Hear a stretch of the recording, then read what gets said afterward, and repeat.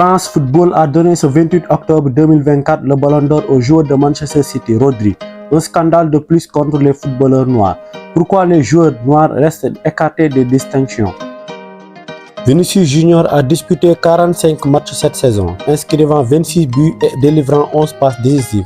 Il a remporté 3 titres dont la Ligue des Champions, la Supercoupe d'Espagne et la Liga. Élu meilleur joueur de la Ligue des Champions, il a été décisif lors des quarts, des demi-finales et de la finale. De plus, il figure dans l'équipe type de la Liga ainsi que dans celle de la Ligue des Champions. L'industrie du football semble s'opposer à la reconnaissance des talents noirs, une tendance qui se manifeste également dans d'autres domaines sportifs, artistiques ou musicaux. Vinicius n'est pas le seul joueur noir à subir cette injustice. D'autres comme Samuel Eto'o et Sadio Mané ont également été affectés.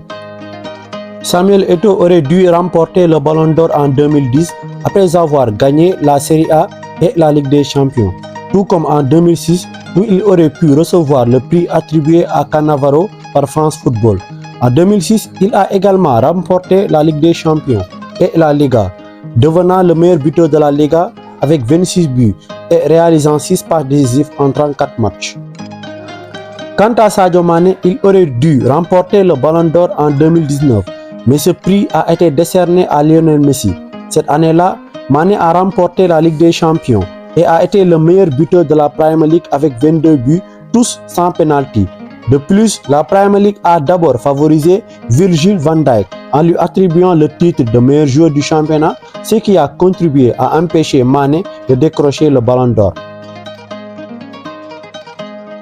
L'industrie du football bénéficie de médias influents qui promeuvent leurs propres joueurs, tandis que les footballeurs africains ou noirs manquent de soutien médiatique pour mettre en avant leurs réalisations. Moi, je vais travailler comme le noir que je suis pour vivre comme vous les blancs. Parce que c'est ça. Parce qu'il faut travailler comme un noir, il faut faire 3 ou 4 fois ce que les autres font pour être reconnu. J'ai pas toujours été reconnu. J'aurais peut-être pu être Ballon d'Or européen 1 ou 2 fois, mais je ne l'ai pas été. Je ne réclame pas ça. Parce que le plus important pour moi, ce sont les titres collectifs et j'en ai gagné. Et je dis merci à tous mes coéquipiers.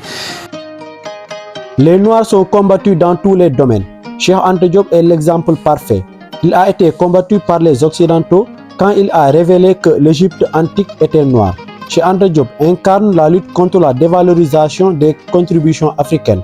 Il a démontré que l'Égypte antique était une civilisation noire, défiant l'idée d'une Égypte blanche. Ses travaux, notamment sa thèse sur nation nègre et culture, ont été jugés subversifs et aucun professeur n'a voulu le soutenir. Il a affirmé que l'Égypte était à l'origine de toute connaissance, y compris la science et la médecine, tout en dénonçant la perception erronée d'une Afrique sans apport à l'humanité. Les Noirs sont faibles sur le plan médiatique, politique et économique.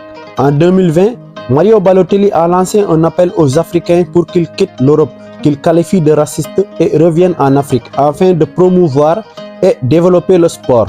Il a déclaré: je vous mets au défi de rassembler des fonds avec moi pour construire des stades en Afrique et investir dans notre jeunesse. Nous avons les ressources nécessaires pour ériger au moins 5 stades de classe mondiale dans chaque pays et signer une pétition stipulant qu'aucun joueur ne sera exporté vers l'Europe. Il y a notamment une histoire qui est particulièrement choquante, qui concerne un jeune garçon qui s'appelle Yang Bo, donc qui est noir, qui jouait à l'époque en Normandie, qui a tapé dans l'œil du club des recruteurs du Paris Saint-Germain, qui se sont dit ah ben lui il est vraiment bon. Donc le recruteur a rempli la fiche, il lui a donné presque la meilleure note, la note juste en dessous de Kylian Mbappé, de celle qu'il aurait donnée à Kylian Mbappé. Et sauf que le PSG l'a pas pris uniquement parce qu'il était noir. Mais nous on a un document qui est le compte rendu d'une réunion interne justement du centre de formation du Paris Saint-Germain, où ils discutent du cas de ce jeune garçon noir, donc qui est très talentueux, très prometteur. Et là il y a le chef de la cellule de recrutement qui dit: vous savez bien pourquoi on ne peut pas le prendre, c'est parce qu'on a trop de Noirs et d'Arabes à Paris. Alors, il parle des banlieues parisiennes, et donc en gros si on va recruter en dehors de Paris, c'est pas pour trouver des profils comme ça, sous-entendu, si on va en dehors de Paris, c'est pour trouver des blancs. La situation actuelle des footballeurs noirs illustrée par le récent Ballon d'Or attribué à Rodri au détriment de Vinicius Junior soulève des questions sur l'équité dans la reconnaissance des talents noirs. Malgré des performances exceptionnelles, les joueurs noirs semblent souvent négligés par les instances sportives, ce qui reflète des biais systémiques dans l'industrie du football.